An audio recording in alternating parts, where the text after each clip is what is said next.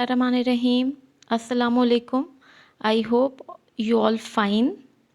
Okay last lecture में हम लोगों ने एल्गोरिदम्स देखे थे कि हम लोग किस तरह से जो है वो एल्गोरिदम्स करते हैं। एल्गोरिदम हमारे पास बहुत तरह के होते हैं। एल्गोरिदम जो है वो उसके बाद हमारे पास जब एल्गोरिदम काफ़ी तरह के होते हैं तो उसके अंदर हम लोग देखते हैं कि हम उसमें से कौन सा जो एल्गोरिदम है वो सबसे बेस्ट है, वो किस तरह से काम कर रहा है। एक प्रॉब्लम को सॉल्व करने के अगर डिफरेंट वेज हैं तो उनमें से कौन सा सोल्यूशन सबसे बेस्ट है। इसी तरह से हमने देखना है आज कि कौन से एल्गोरिदम की जो एफिशिएंसी है, कौन सा एल्गोरिदम हमारे पास ज़्यादा अच्छा है, तो आज हम वो देखेंगे। ओके सबसे पहले हमारे पास जो आ जाती है efficiency of algorithm. There can be more than one algorithm to solve the same problem. एक ही प्रॉब्लम को सॉल्व करने के हमारे पास काफ़ी सारे जो हैं वो एल्गोरिदम्स होते हैं। Which one is better depend upon the efficiency of the available solution algorithm. और हमारे पास वो किस पे डिपेंड कर रहा होता है, उसकी एफिशिएंसी कि कौन सा बेस्ट है। हम कैसे चूज़ करते हैं, हम उसकी एफिशिएंसी पे चूज़ करते हैं।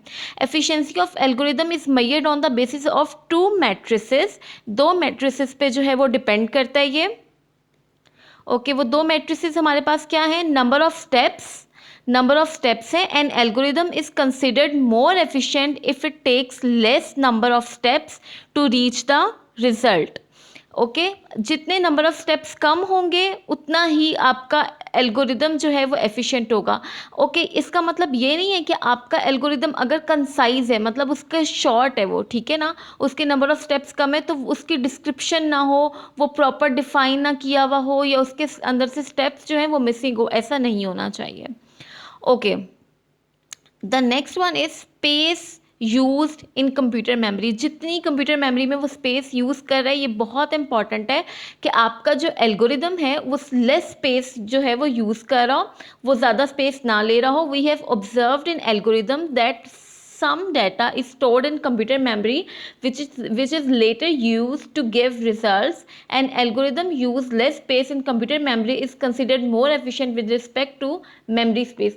हम उसको ज़्यादा प्रेफर करेंगे जो कि मेमोरी स्पेस कम ले रहा है, हम वो वाला एल्गोरिदम चूज़ करेंगे। जो हम कंप्यूटर मेमोरी के अंदर स्टोर करते हैं, और कोई भी एल्गोरिदम कंप्यूटर मेमोरी के अंदर स्टोर करते हैं और वो बहुत ज़्यादा स्पेस लेता है एज़ कम्पेयर टू वो एल्गोरिदम जो कि कम स्पेस ले रहा है, तो हम उसको प्रेफर करेंगे। ओके नेक्स्ट हमारे पास जो है वो इसकी एक्सप्लेनेशन है। It is quite possible that one algorithm takes less space in memory and has more number of steps, whereas the other algorithm takes more memory and has less number of steps.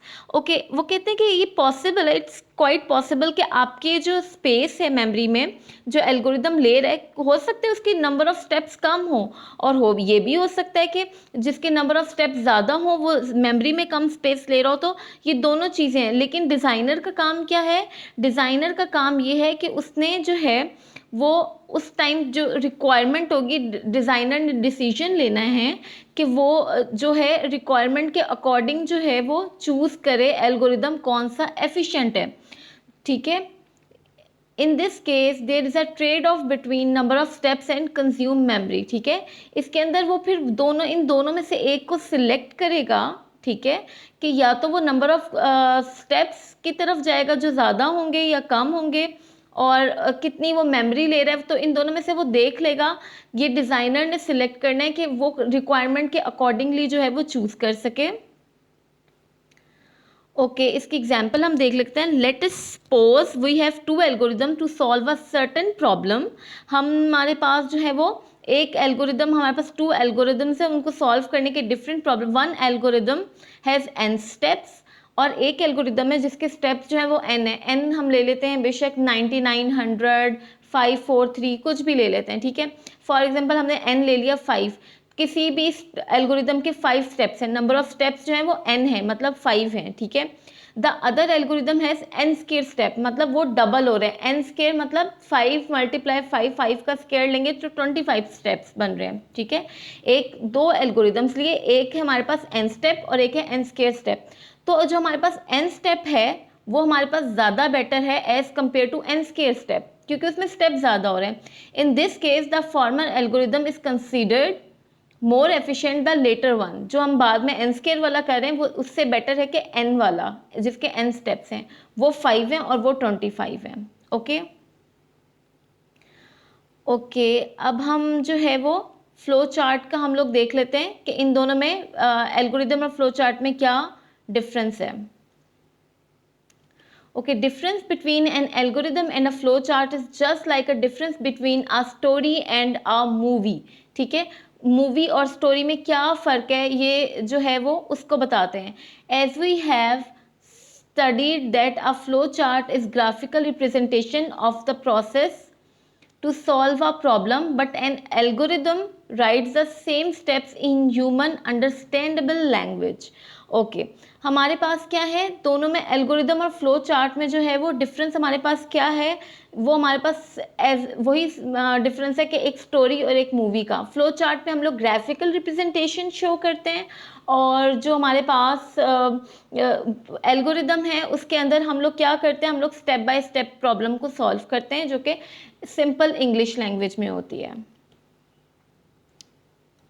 Okay advantages क्या हैं, easy to draw, easy to understand problem solving, easy to identify errors if any, easy to flow from one step to the other। Draw करना आसान है, understand problem को करना बहुत आसान है फ्लो चार्ट में, आइडेंटिफाई करना एरर्स को कि कोई एरर तो नहीं आ रहा, is easy to observe flow from one step to the other, और एक फ्लो से दूसरी फ्लो की तरफ जाना बहुत ज़्यादा आसान है। Disadvantage of flowchart: more time is required to draw a flowchart. Modifying a flowchart is not very easy every time। ठीक है, अब इसका डिसएडवांटेज क्या है, इसको हम ड्रॉबैक भी बोलते हैं। ठीक है, आपके पेपर में ये दोनों चीज़ें आ सकती हैं, आपसे पूछ सकते हैं कि फ्लो चार्ट का ड्रॉबैक क्या है या फ्लो चार्ट का डिसएडवांटेज क्या है। तो इसका disadvantage, more time is required to draw flow chart, ज़्यादा रिक्वायर्ड है टाइम फ्लो चार्ट डिज़ाइन करने के लिए। मॉडिफाइंग का flow chart is not very easy every time, इसके अंदर मॉडिफिकेशन करना इजी नहीं है। मॉडिफिकेशन मतलब इसमें चेंज करना, हमने एक दफ़ा फ्लो चार्ट बना लिए लेकिन उसके अंदर हम बार बार चेंज करेंगे तो वो जो है वो हम लोगों के पास इजी नहीं रहेगा, वो हमारे पास सही नहीं चलेगा। ठीक है, हमें बार बार चेंज वो नहीं करने देगा। ठीक है, it is not suitable for every large problem, very large problem sorry. तो ये जो है जो बहुत ज़्यादा कॉम्प्लेक्स प्रॉब्लम्स होती हैं उनके लिए फ़्लो चार्ट बनाना बहुत डिफ़िकल्ट होता है। तो ये हमारे पास जो है इसके ड्रॉबैक्स हैं, डिसएडवांटेजेस हैं। ठीक है, इसके बाद जो है वो हमारे पास एल्गोरिदम्स के एडवांटेजेस आ जाते हैं। ईजी टू राइट है, आसान है, उसको अंडरस्टैंड करना आसान है क्योंकि वो हम सिंपल इंग्लिश लैंग्वेज में लिखते हैं, और कोई भी लार्ज प्रॉब्लम सॉल्व करना एल्गोरिदम के अंदर जो है वो हमारे लिए ईजी है। अब इसके डिसएडवांटेजेस हम देख लेते हैं वो क्या हैं। Modifying an existing algorithm is not very easy every time, इसमें भी मॉडिफिकेशन करना टफ है हमारे लिए। Showing the flow from one step to the other is not very easy, हमारे पास फ्लो चार्ट में हम लोग फ्लो बहुत इजीली शो करते हैं कि हम इस फ्लो से हम इस फ्लो में जा रहे हैं, ये हमारा फ्लो है प्रॉब्लम को सॉल्व करने का, लेकिन इसके अंदर स्टेप्स में फ़्लो नहीं शो कर सकते हैं। उसमें तो फ्लो चार्ट में हमारे पास फ्लो लाइंस होती है ना, तो हम शो कर सकते हैं। और इसके अंदर हम लोग गो टू स्टेटमेंट यूज़ करते हैं। गो टू स्टेटमेंट जो है जंप करके आपको किसी और स्टेप पे ले जाती है, और इसके अंदर हम लोग इसी वजह से गो टू स्टेटमेंट की वजह से एरर को डिटेक्ट करना, एरर फाइंड करना जो है वो आइडेंटिफाई करना हमारे लिए मुश्किल हो जाता है। ठीक है, तो आई होप आपको जो है वो वीडियो समझ आई होगी, आपको लेक्चर समझ आया होगा। चैनल को लाइक शेयर सब्सक्राइब करें। Thank you so much and अल्लाह हाफिज़।